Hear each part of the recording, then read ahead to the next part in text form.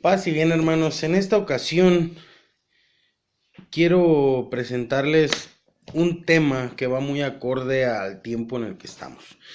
El tema es el Verbo encarnado.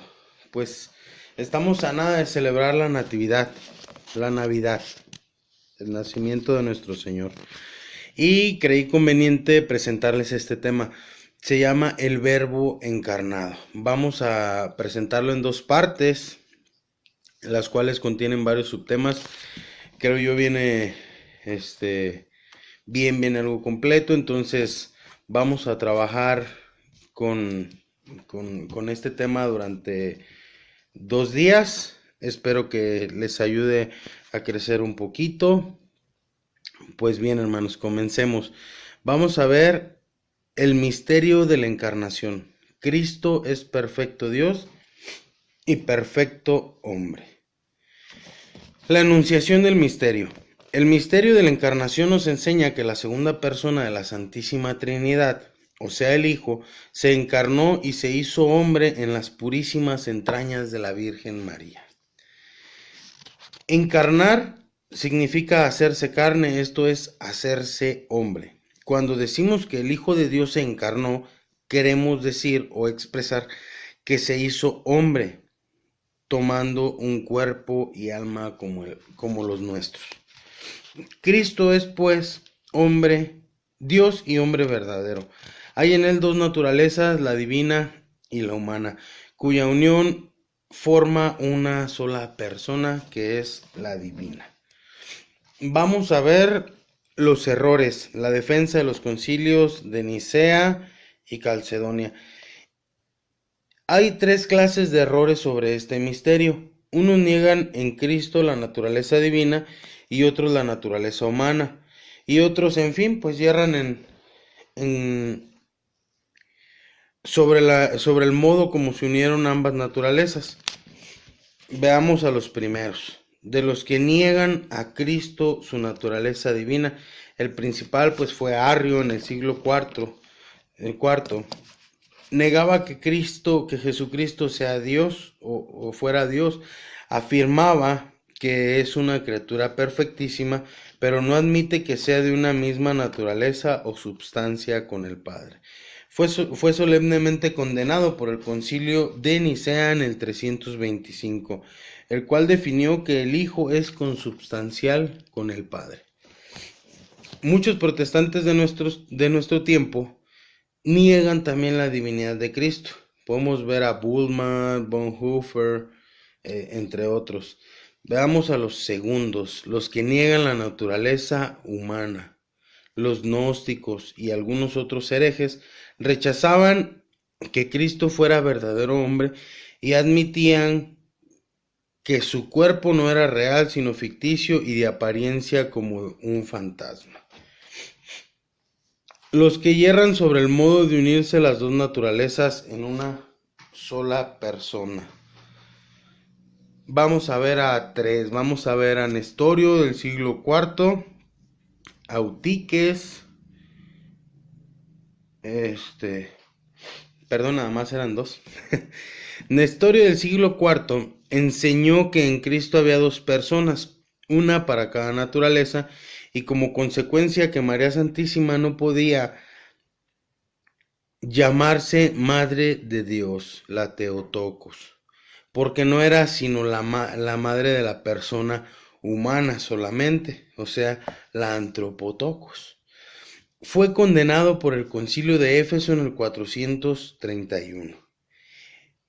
Eutiques profesó el error opuesto, a saber que en Cristo no había sino una sola naturaleza, porque la naturaleza humana había sido absorbida por la divina. Como el océano absorbe una gota de agua, esta herejía conocida como monofisismo fue condenada por el Concilio de Calcedonia en el 451. Otros herejes enseñaron que aunque en Cristo había dos naturalezas, sin embargo no tenía sino una sola voluntad, monotelismo. Vamos a ver qué nos dice la Iglesia en la Congregación para la Doctrina de la Fe. en la declaración del 21 de febrero de 1972 para defender la fe contra algunos errores actuales acerca de los misterios de la Encarnación y de la Santísima Trinidad. Y la Iglesia nos dice: no es lícito separarse de las nociones para exponer el misterio de la Encarnación. En concreto, las nociones de naturaleza y persona indican realmente quién es Jesucristo. Por eso son claramente opuestas a esta fe las opiniones, según las cuales no será revelado y conocido que el Hijo de Dios subsiste desde la eternidad. En el misterio relevado y conocido que el Hijo de Dios, en el misterio de Dios, distinto del Padre y del Espíritu Santo, e igualmente las opiniones según las cuales debería abandonar la noción de la única persona de Jesucristo, nacida antes de todos, la naturaleza humana, y finalmente la afirmación según la cual la humanidad de Jesucristo existiría no como asumida con la persona eterna del Hijo de Dios, sino más bien en sí misma como persona humana, y en consecuencia el misterio de Jesucristo consistiría en el hecho de que Dios, al revelarse, estaría de un modo sumo presente en la persona humana de Jesús. Bueno, pues vamos a ver la unión hipostática.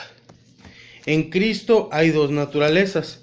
En Jesucristo hay dos naturalezas, una divina porque es Dios y otra humana porque es hombre. Vamos a ver su naturaleza divina.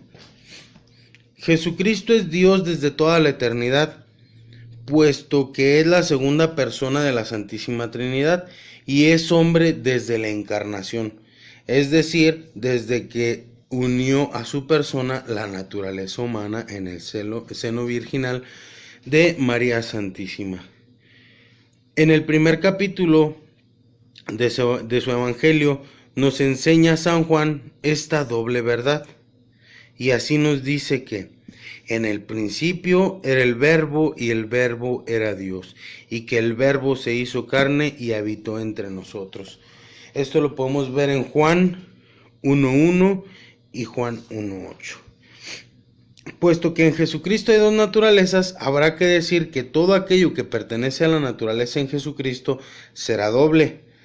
Hay en él, pues, dos entendimientos, uno que corresponde a la naturaleza divina y otro a la naturaleza humana. Por la misma razón, hay también en él dos voluntades. Respecto a su naturaleza divina, basta decir que tenía todas las perfecciones propias de la divinidad. Hablemos de su naturaleza humana. Su naturaleza humana. En la naturaleza humana de Cristo podemos distinguir dos elementos, el cuerpo y el alma. Primero, el cuerpo de Cristo es real. Palpad, decía a sus apóstoles después de su resurrección, y considerad que un espíritu no tiene no tiene carne ni huesos como vosotros veis que tengo yo. Lucas 24:39. B. El cuerpo de Cristo es delicado y perfectísimo, aunque sujeto al dolor, a las necesidades y a la muerte, porque venía a expiar nuestros pecados. Segundo, el alma de Cristo es, como la nuestra, un espíritu creado por Dios para animar su cuerpo. Sí, definitivamente más perfecta, ya en sus facultades naturales, ya en sus dones sobrenaturales. Vamos a ver las facultades naturales. Digamos algo de sus facultades naturales: entendimiento y voluntad. Su entendimiento estaba dotado de excelentes conocimientos. En él, nos dice San Pablo, estaban encerrados todos los tesoros de la sabiduría y ciencia de Dios. Esto lo podemos ver en Colosenses 2:3. El entendimiento humano de Jesús estuvo dotado de tres clases de ciencias: la infusa, esto es, infundida directamente por Dios sin necesidad de imágenes ni raciocinios, la beatífica o contemplación de la divina esencia y la adquirida por medio de los sentidos y la razón. Las dos principales le venían a causa de su unión con el Verbo. La tercera la adquirió con el paso del tiempo. En primer lugar, de San José, que le enseñó su oficio, y de su Madre Santísima, del conocimiento sensible de las enseñanzas de la Escritura y de los maestros de Israel. Segundo, la voluntad humana de Cristo era perfectísima, dotada de eminente poder y santidad, y de perfecta libertad. Decía el Señor: soy dueño de dar mi vida y dueño de recobrarla. Juan 10:18. Tenía la voluntad de Cristo dos eximias perfecciones, de que carece la nuestra: la impecabilidad, no podía pecar ni sentía atracción al mal, y la integridad, en él no había concupiscencia, sino que el apetito estaba perfectamente sometido a la razón, puesto que en Cristo no existía el pecado original ni aquellas de sus consecuencias que envuelven la imperfección moral. Había también en Cristo perfecto acuerdo entre su voluntad humana y la divina. En su voluntad humana se daba principalmente un amor tiernísimo para con sus padres, y de amor, misericordia y mansedumbre con los hombres. Mi comida es hacer la voluntad del que me ha enviado. Venid todos los que estáis agobiados por el sufrimiento, que yo os aliviaré. Aprended de mí, que soy manso y humilde de corazón. Esto lo podemos leer en Juan 4:34, Mateo 11:28 y 29. En Cristo hubo pasiones. Así leemos en las Sagradas Escrituras que amó con predilección a Juan, lloró ante la tumba de Lázaro y se llenó de angustia, tedio y tristeza al pensamiento de su pasión. Sus pasiones, sin embargo, se diferencian de las nuestras en que nunca atendieron a un fin malo y siempre obedecían la dirección rectísima de su voluntad. Ahora veamos los dones sobrenaturales y preternaturales.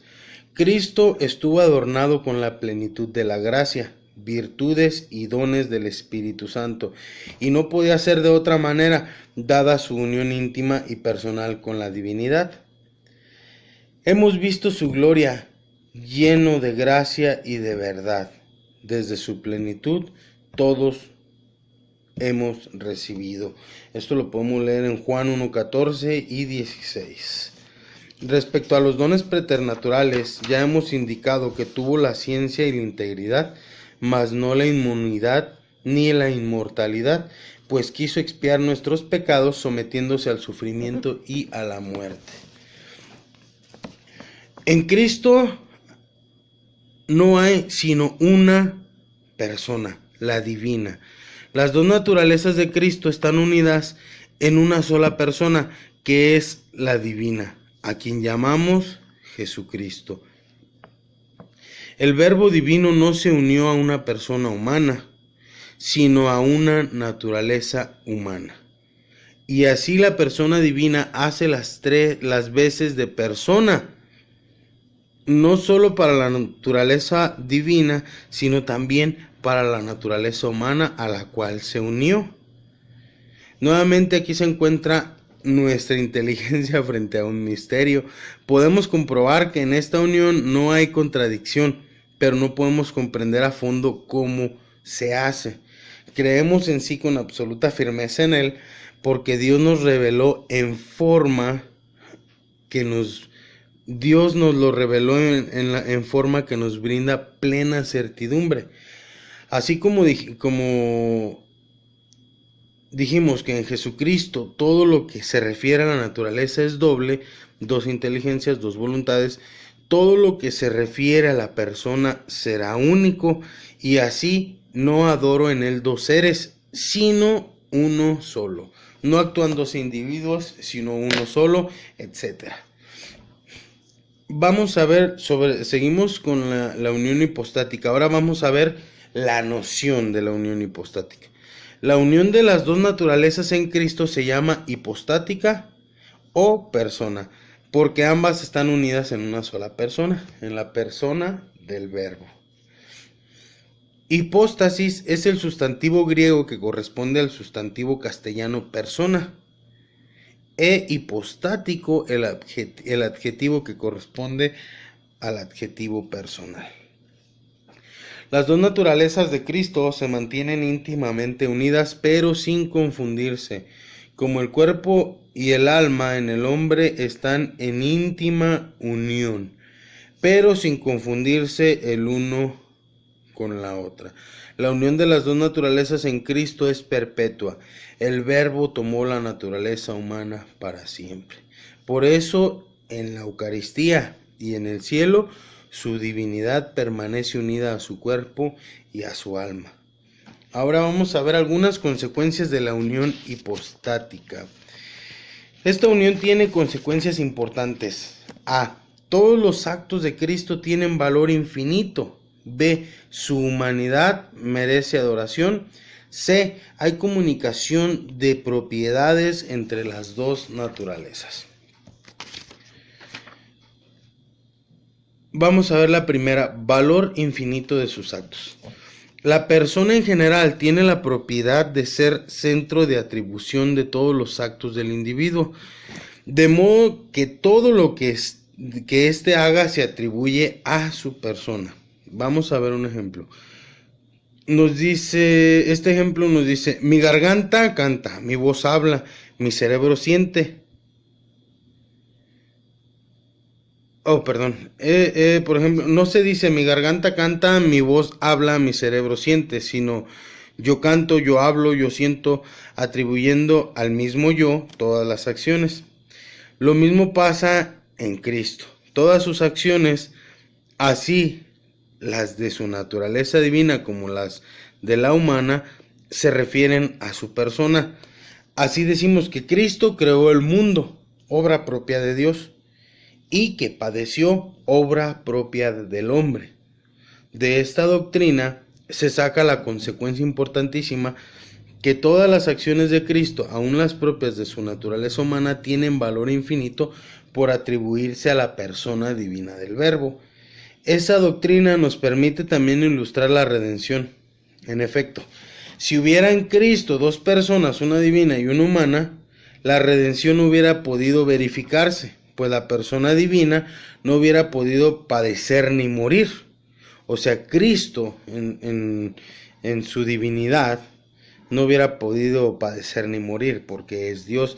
Y la persona humana hubiera podido padecer y morir, pero sus acciones no tendrían valor infinito por no proceder de una persona divina.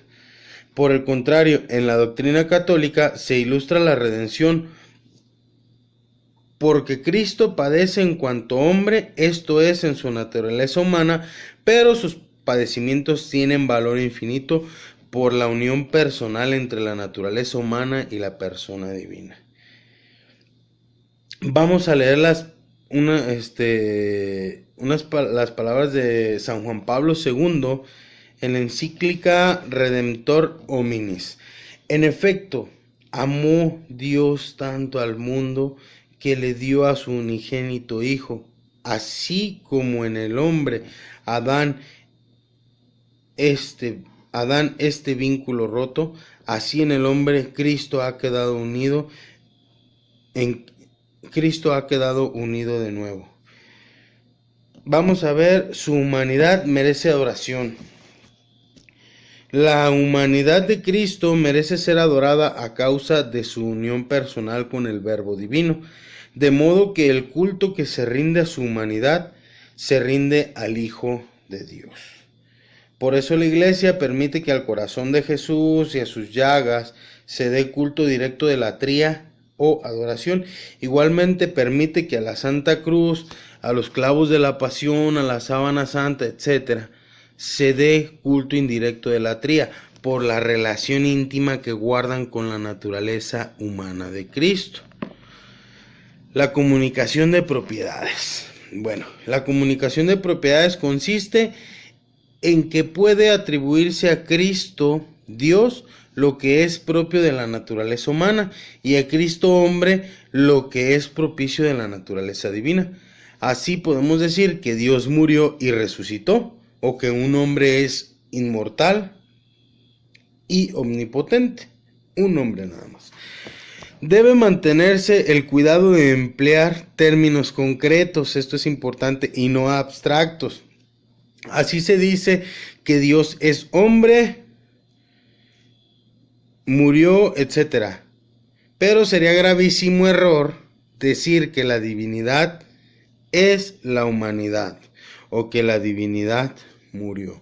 Hay que tener mucho cuidado en estos términos. La razón es porque no todo lo que puede aplicarse a la persona de Cristo puede aplicarse a la divinidad en general. Esta comunicación de propiedades la llaman los teólogos comunicación de idiomas, porque idioma quiere decir en griego propiedad. Viene del adjetivo idios, que significa propio, particular. Bueno, pues con esto terminamos la primera parte de este tema. La segunda parte va a ser muy buena también. Entonces, por hoy es todo, hermanos. Nos vemos en la segunda parte de El Verbo Encarnado. Paz y bien.